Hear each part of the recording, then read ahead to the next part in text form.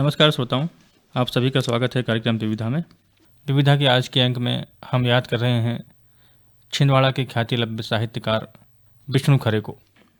श्री विष्णु खरे एक कवि, एक अनुवादक, एक साहित्यकार, एक फिल्म समीक्षक, एक पत्रकार और एक पटकथा लेखक थे। वे हिंदी और अंग्रेजी दोनों भाषाओं में लिखते थे। श्रोताओं, कल 9 फरवरी है और कल जन्म दिवस है श्री विष्णु खरे जी का। और आज इनकी साहित्यिक कृतियों पर हमसे चर्चा करने के लिए हमारे स्टूडियो में उपस्थित है छिंदवाड़ा के कहानीकार श्री दिनेश भट्ट जी। दिनेश जी, आपका बहुत बहुत स्वागत है हमारे स्टूडियो में। धन्यवाद। दिनेश जी, मैंने विष्णु खरे जी के परिचय में कुछ बातें कही जी। अब मैं आपसे जानना चाहूँगा कि अगर विस्तार से उनका परिचय में कुछ कहें तो क्या कहेंगे आप? विष्णु खरे जी का जन्म 9 फरवरी 1940 को छिंदवाड़ा के कुम्हारी मोहल्ला में हुआ था। जी जी। और उन्होंने क्रिश्चियन कॉलेज इंदौर से 1963 में अंग्रेजी साहित्य में एमए किया। वे 62 से 63 तक इंदौर समाचार में उपसंपादक रहे। फिर उन्होंने अंग्रेजी विषय में अध्यापन कार्य भी किया है गुजराती कॉलेज इंदौर और रतलाम में। फिर वो एजुकेशन ऑफिसर भी रहे हैं। हस्तिनापुर कॉलेज दिल्ली विश्वविद्यालय में उन्होंने 1970-75 में अध्यापन कार्य किया जी। और सबसे बड़ी बात यह है कि वो केंद्रीय साहित्य अकादमी के 1976 से लेकर 1984 तक वो उप सचिव रहे। फिर उन्होंने वहाँ से इस्तीफा दे दिया था और वहाँ से इस्तीफा देने के बाद 1985 में उन्होंने नवभारत टाइम्स ज्वाइन किया और वो नवभारत टाइम्स के संपादक थे, नवभारत टाइम्स अंग्रेजी वर्जन के। और फिर उन्होंने जयपुर में भी 1993 में नवभारत टाइम्स के संपादक के रूप में उनका तबादला कर दिया गया था जी। लेकिन बाद में कुछ अपने वैचारिक दृढ़ता और अपने वजूद के चलते उन्होंने नवभारत टाइम्स को छोड़ दिया था। वे देश के बहुत बड़े कवि हैं और उन्होंने कई उनके कविता संग्रह आए, उन्होंने कविताएं लिखी। जब वो 18 साल के थे तभी उन्होंने टी.एस. एलियट किताब का हिंदी में अनुवाद कर दिया था, मरु प्रदेश और अन्य कविताएं, 1960 में। जी, शायद ये इनका पहला साहित्य में इनकी प्रविष्टि है। और फिर उन्होंने एक लघु पत्रिका थी बयम, 1966 में उसका संपादन भी किया। और फिर वो उनके ऐसे कई आलोचना की किताब उनकी एक आई और बहुत सारी उनके कविता संग्रह धीरे धीरे आए। और सबसे बड़ा काम उनका जो था वो था कि उन्होंने विदेशी जो कवि हैं, बहुत सारे विदेशी कवियों का हिंदी में अनुवाद किया और बहुत सारी हिंदी कविताओं का उन्होंने डच में और अंग्रेज़ी में अनुवाद किया। तो इस प्रकार उनका काम बहुत आगे तक जाता है। उन्हें कई पुरस्कार भी मिले। दिल्ली सरकार का साहित्यिक योगदान पुरस्कार, रघुवीर सहाय स्मृति पुरस्कार, भवानी प्रसाद मिश्र स्मृति पुरस्कार, मध्य प्रदेश का शिखर सम्मान से उनको अलंकृत किया गया। और 2 बहुत बड़े उनको अंतर्राष्ट्रीय स्तर के जो पुरस्कार मिले थे वो कालेवाला सोसाइटी से फिनलैंड, यूनेस्को हेतु भारतीय संस्कृति उपयोग तथा केंद्रीय साहित्य अकादमी आदि की उन्होंने सदस्यता ली थी। और फिनलैंड का उन्हें नाइट ऑफ द वाइट रोज सम्मान दिया गया था। दिल्ली का उन्हें शिखर सम्मान हिंदी अकादमी का मिला, रघुवीर सहाय सम्मान मिला, मैथिली शरण गुप्त सम्मान मिला। जी दिनेश जी, आपने बड़े विस्तार से उनका परिचय दिया। छिंदवाड़ा से निकला हुआ व्यक्ति बड़े बड़े पदों को विभूषित करता है, अंतर्राष्ट्रीय साहित्य के क्षेत्र में इतनी ख्याति अर्जित करता है और छिंदवाड़ा का नाम एक बड़े मंच पर ले जाता है। ये हमारे लिए बड़े गर्व की बात है और छिंदवाड़ा के लिए बड़ी उपलब्धि की बात है। तो दिनेश जी, अब हम आपसे जानना चाहेंगे कि इनकी रचनाओं की क्या विशेषता रही। कहा जाता है कि इनकी रचनाओं में आधुनिक जीवन से जुड़ी समस्याओं पर रचनाएं देखने को मिलती है। विष्णु खरे को गद्य कविताओं के लिए जाना जाता है जी। उनकी कविताएं काफ़ी लंबी होती थी और गद्यात्मक होती थी, लेकिन उनकी कविताएं जो थी निम्न मध्य वर्ग के लोगों की निराशा, आशा, जिजीविषा, लंपटपन, गरीबी, बदहाली, घुटन, आकांक्षाओं की सामाजिक दृष्टि से वो अपनी कविता में समीक्षा करते थे। उनका संपूर्ण उनकी सारी 540 कविताओं का संग्रह एक अभी समग्र सेतु के नाम से आ गया है, लेकिन उनके बहुत सारे कविता संग्रह हैं। तो उन कविता संग्रह के मैं नाम बताता हूँ। पहला उनका कविता संग्रह जो है, एक रोमानी समय में, जो 1970 में छपा था। फिर दूसरा उनकी एक पहचान सीरीज वाली पुस्तिका आई विष्णु खरे की कविताएं जी, जो अशोक वाजपेयी की संपादन में निकली थी। फिर तीसरा संग्रह उनका आया खुद अपनी आँख से 1978 में, और फिर पिछला वाकी 1998 में, और काल और अवधि के दरमियान ये उनकी छठवां उनका कविता संग्रह था। और 1983 में समीक्षा की एक पुस्तक आई उनकी, आलोचना की पहली किताब। ये बहुत महत्वपूर्ण किताब थी समीक्षा पर उनकी। एक और चर्चा में आता है कि इनके पथांतर एक रचना है, ये सबसे नई इनकी रचना मानी जाती है। जी, तो मैं पहले कुछ ऐसी उनकी चर्चित कविताएं हैं, उनकी तो कविताएं बहुत सारी हैं और एक पीढ़ी उन्होंने तैयार की। जी, विष्णु खरे ने हिंदी कविता में एक मौलिक और दूरगामी बदलाव संभव किया जिसका व्यापक असर हुआ, और कविता वह नहीं रही जो पहले थी। जी, जो हम तुकांत कविताएं देखते थे और जो अतुकांत कविताओं में भी जो छोटी छोटी कविताएं होती थी, उससे इतर विष्णु खरे की जो कविताएं गद्यात्मक कविताएं होती थी, लेकिन उन कविताओं में कंटेंट और संवेदना, हम ऐसा जरूर लगता था कि हम कोई गद्य पढ़ रहे हैं, लेकिन वह रचना जाते जाते गद्य से पद्य में बदल जाती थी। यानी एक नई शैली थी। और उसके बाद उस विधा पर बहुत सारे कवियों ने कविताएं लिखी, इसलिए विष्णु खरे को एक मील का पत्थर माना जाता है। तो कुछ कविताओं की मैं चर्चा करना चाहूँगा। एक उनकी बहुत प्रसिद्ध कविता है गुंग महल। ये एक लंबी कहानी है जो ईश्वर की बोली की भाषा क्या है इस पर केंद्रित है। एक बार अकबर अपने दरबार में कहते हैं कि भाई ईश्वर की भाषा क्या है, ईश्वर कौन सी बोली बोल। तो मुस्लिमों ने कहा कि भाई वो तो अरबी बोलता है, और हिंदुओं ने कहा नहीं वो तो देववाणी बोलते हैं। तो अकबर ने कहा कि नहीं ऐसा नहीं, मैं नहीं इसको मानता।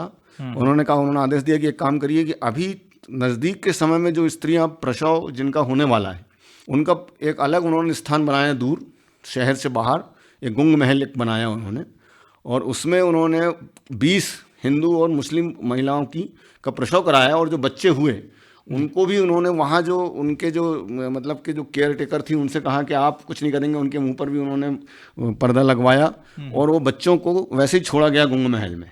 और जब हिंदू और मुस्लिम दोनों के बच्चे वहाँ पर जो पैदा हुए थे वो उसमें थे, और उसके बाद फिर कुछ दिनों बाद 3 महीने बाद जब उसको खोला गया और राजा वहाँ पर गए तो वो बच्चे कोई भाषा नहीं बोल रहे थे, वो केवल ऐसा बोल रहे थे जैसे जानवर बोलते हैं। यानी उनको भी वहाँ पर केयर टेकर्स को कह दिया गया था कि आप कोई भाषा इनको सिखाएंगे नहीं। तो राजा का दिमाग खराब हो गया कि नहीं, ईश्वर की कोई भाषा नहीं होती है। तो उन्होंने फिर तुरंत सब बच्चों को उनके वापस करवाया, और उन पंडितों को और उन मौलवियों को और उनको कहा कि देखो ईश्वर की कोई भाषा नहीं होती है। तो इस कविता से एक जो सांप्रदायिक आज का जो दौर है या उसका जो विषय वस्तु है उस पर सीधा कटाक्ष विष्णु खरे करते हैं। जी, बहुत ही अच्छी रोचक बात आपने बताई। छिंदवाड़ा के संदर्भ में उन्होंने वो लालटेन जलाना लिखा है। जी, छिंदवाड़ा पर भी एक उनकी बड़ी महत्वपूर्ण कविता है, और उन्होंने कुछ मिथकीय आपको बताएं हम कि अंतिम समय में विष्णु खरे जो हैं वो महाभारत के पात्रों पर बहुत महत्वपूर्ण आधुनिक तरीके से काम कर रहे थे, और उनकी कविताओं में महाभारत के पात्र चले आते हैं। वृंदावन की विधवाएं उनकी बहुत चर्चित कविता है, और एक जन्मजय का सर्वसत्र और सत्य, ऐसी उनकी कुछ कविताएं हैं। तो ऐसी बहुत सारी कविताएं उनकी हैं। तो ये उनसे जुड़ी उनकी रचनाओं पर आपने प्रकाश डाला, काफ़ी रोचक बातें बताई। अब हम जानना चाहेंगे कि जैसे कि विष्णु खरे जी एक अंतर्राष्ट्रीय अनुवादक थे, उन्होंने हिंदी, अंग्रेजी, जर्मन, यूरोपीय और कई अन्य एशियाई भाषाओं में अनुवाद कार्य किया। तो इनके अनुवाद से जुड़े कार्य को आप किस तरह से देखते हैं? उन्होंने जो अनुवाद किए हैं उसमें विश्व कविता के बड़े कवि हैं गोइठे, गुंटर ग्रास, योजेफ मैक्लोस रादनौती, बर्टोल्ड ब्रेस्ट और शेस नूटेबूम। इनकी कविताओं का हिंदी में उन्होंने अनुवाद किया, हिंदी में उपलब्ध कराया। और एस्टोनिया और फिनलैंड, इन देशों के जो महाकाव्य हैं, जैसे हमारे यहाँ का रामायण महाकाव्य है, ऐसे वहाँ के महाकाव्य का इन्होंने अनुवाद किया। एस्टोनिया का जो उनका महाकाव्य है वो मेरे पास में है, मुझे उन्होंने दिया था। तो मैंने उसको पढ़ा है। तो वहाँ के महाकाव्यों का उन्होंने अनुवाद किया, और उन्होंने लोठार लुत्से जो कवि थे, जो विद्वान जो थे, वो हिंदी भी जानते थे, वो अपने देश में कई बार आए हुए हैं, उनके साथ मिलकर के जर्मन कविताओं का अनुवाद किया।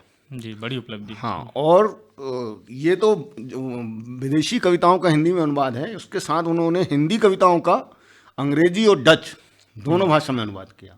तो ऐसा इंटरनेशनल लेवल पर उनका बड़ा बड़ा काम था और वे बड़े अनुवादक माने जाते थे। बहुत ही अच्छी बातें बताई आपने। और अनुवाद अपने आप में एक बहुत ही महत्वपूर्ण कार्य है। एक भाषा के प्रसार के लिए, एक भाषा के साहित्य को दूसरी भाषा में पहुंचाने के लिए अनुवादक की एक महत्वपूर्ण भूमिका होती है। तो अनुवादक के साथ साथ ही जैसा कि आपने बताया कि एक फिल्म समीक्षक भी थे, तो एक फिल्म समीक्षक के रूप में उनके किए गए कार्य को आप किस तरह से देखते हैं? विष्णु खरे जो एक सामान्य समीक्षक होता है फिल्म का, सामान्य दृष्टा होता है, उससे अलग हटके इतर उसके बहुत ही गहराई और गंभीरता से समझने वाले थे जी। और किसी भी चीज़ की शास्त्रीय ढंग से, फिल्मों की हो चाहे संगीत की हो, वो समीक्षा करते थे।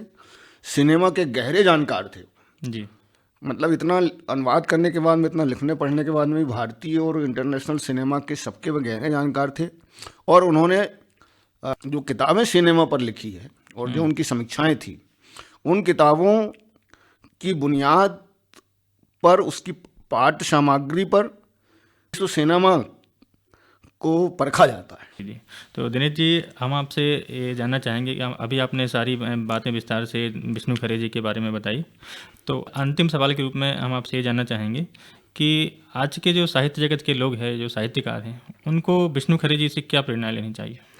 विष्णु खरे अगर हम बात करें कि विष्णु खरे से हम क्या सीख सकते हैं या क्या हमें लेना चाहिए जी। तो 2-3 बातें बड़ी महत्वपूर्ण। एक सबसे बड़ी बात यह है कि अच्छा लिखने के लिए आपको अच्छा पढ़ना होगा। जी, पढ़ना जरूरी। हाँ, उन्होंने सारे विश्व साहित्य को पढ़ा, गहराई से चिंतन किया।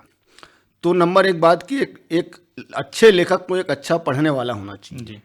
नंबर 2, वे इतने प्रखर वक्ता थे कि उन्हें साहित्य का दुर्वासा भी कहा जाता था। जी। तो दूसरी चीज़ हमने ये सीखी कि अगर आपको एक प्रखर वक्ता बनना है, एक बड़े चिंतक बनना है, तो आपको ज़्यादा से ज़्यादा पढ़ना पड़ेगा, दूसरों को भी पढ़ना पड़ेगा अपनी अपेक्षा। और तीसरा, केवल हम अपने साहित्य तक ही सीमित ना रहें, भारतीय साहित्य को ही हम सर्वे सर्वा ना माने। जो विश्व साहित्य है उसमें क्या लिखा गया है हम उसको पढ़ें, क्योंकि जो राजनीतिक हो, चाहे सामाजिक हो, चाहे आर्थिक घटनाएं जो हमारे देश में घटित होती हैं और जो अंतर्राष्ट्रीय स्तर की जो होती हैं, तो जब आप अंतर्राष्ट्रीय स्तर की घटनाओं से हमारे देश की घटनाओं का या हमारे साहित्य का तुलनात्मक अध्ययन जब आप करते हैं, तब आप पाते हैं कि हम कहाँ हैं और हमें और क्या करना चाहिए। बड़ा दृष्टिकोण रखना चाहिए। बड़ा दृष्टिकोण आपको रखना चाहिए। तो ये विष्णु खरे ने हमें दिया और उनकी किताबें और उनका जो लेखन है आज हमारे बीच में जरूर। मैं उनकी एक छोटी सी कविता डरो, जो उन्होंने 12 जुलाई 1976 को लिखी है, वो पढ़ना चाहूँगा इस चर्चा के अंत में। कहो तो डरो कि हाय यह क्यों कह दिया, कहो तो डरो कि हाय यह क्यों कह दिया, और ना कहो तो डरो कि पूछेंगे चुप क्यों हो। सुनो तो डरो कि अपना कान क्यों दिया, सुनो तो डरो कि अपना कान क्यों दिया, और ना सुनो तो डरो कि सुनना लाजमी तो नहीं था। क्या बात, क्या बात। देखो तो डरो कि एक दिन तुम पर भी यह ना हो, ना देखो तो डरो कि गवाही में बयान क्या दोगे। क्या बात, क्या बात। सोचो तो डरो कि वह चेहरे पर ना झलक आया हो, सोचो तो डरो कि वह चेहरे पर ना झलक आया हो, और ना सोचो तो डरो कि सोचने को कुछ दे ना दे। पढ़ो तो डरो कि पीछे से झांकने वाला कौन है, और ना पढ़ो तो डरो कि तलाशेंगे क्या पढ़ते हो। क्या बात। लिखो तो डरो कि उसके कई मतलब लग सकते हैं, और ना लिखो तो डरो कि नई इबारत सिखाई गई। डरो तो डरो कि कहेंगे डर किस बात का, क्या बात। डरो तो डरो कि कहेंगे डर किस बात का, और ना डरो तो डरो कि हुक्म होगा डर। क्या बात, क्या बात है। बहुत ही सुंदर पंक्तियाँ विष्णु खरे जी की। तो आपने काफ़ी विस्तार से उनसे जुड़ी बातें बताई, और निश्चित रूप से हमारे सभी श्रोता उनके जीवन और उनके लेखन और सृजनशीलता से प्रभावित होंगे, और साहित्य से जुड़े लोगों को एक नई प्रेरणा उनके जीवन और साहित्य से मिलेगी। दिनेश जी, आपका हमसे जुड़ने के लिए बहुत बहुत धन्यवाद। धन्यवाद। और श्रोताओं, अब हमें अनुमति दीजिए। नमस्कार।